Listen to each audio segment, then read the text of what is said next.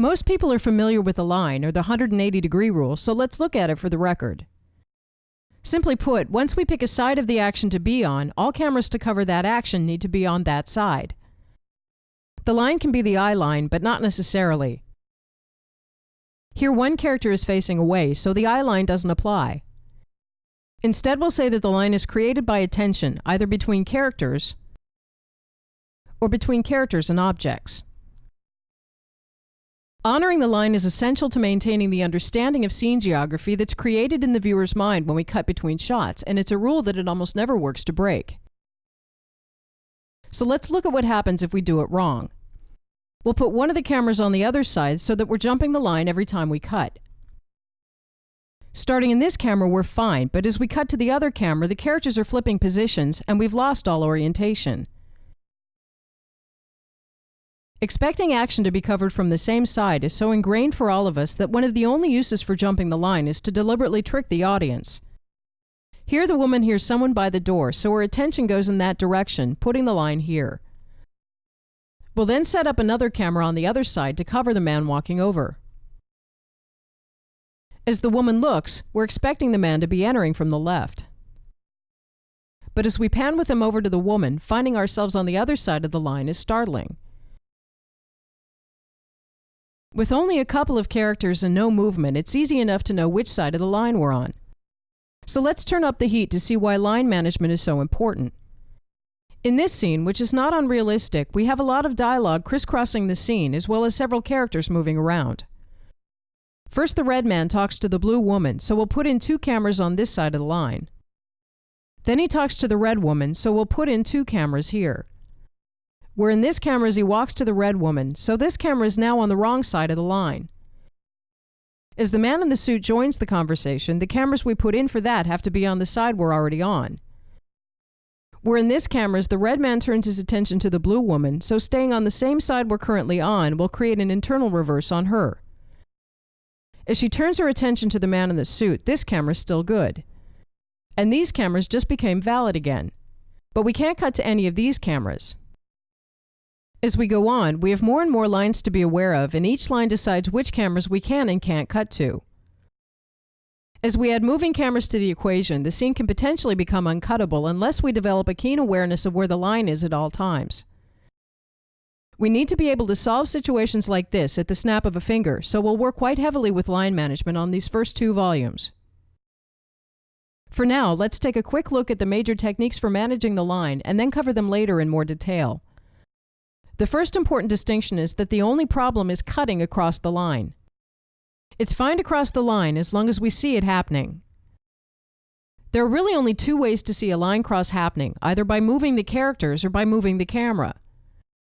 As the man walks, he takes the line with him and the line crosses us. Most character movement forces line crosses, which in turn decides where other cameras need to be, so unless the scene is extremely simple, this is something we need to deal with. The other way is by camera movement.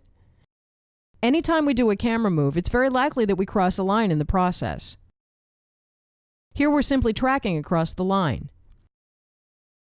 It's important to be aware of which side of the line we end up on because it would be impossible to cut to any camera on the other side afterwards.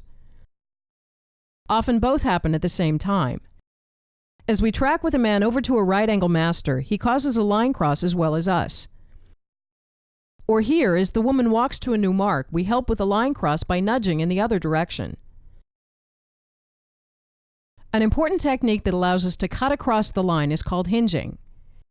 In this scene, we have two sets of dialogue, first between the man and the blue woman, which is covered in these two matching reverses, and second between the man and the red woman, which is covered in these two reverses. We can't just cut between the cameras at random. If we're cutting dialogue between these two cameras, cutting to this one would cross the line. So to activate the other line, we hinge the cutting on the camera for the new dialogue that's already on our current side of the line. Now on the other line, we can cut to the reverse.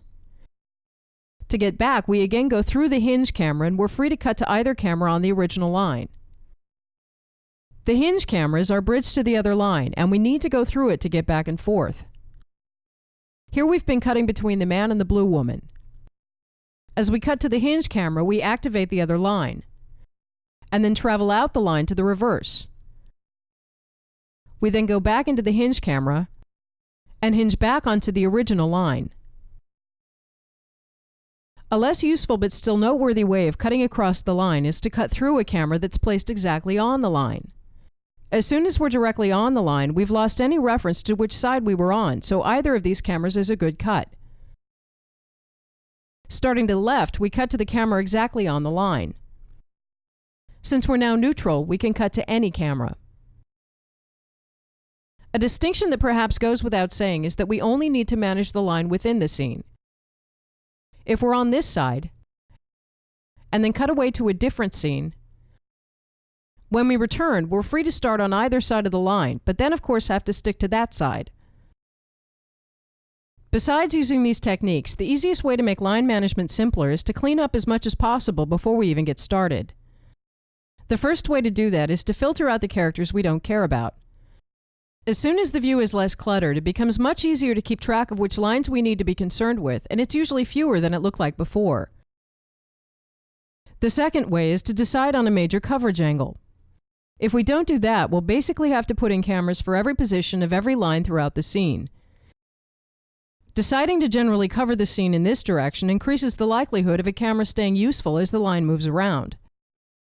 The extreme of this is sitcom or soap opera blocking, where all cameras are outside the scene and pointed in more or less the same direction, which of course is not our goal. But first deciding on a general shooting direction is much easier to build from.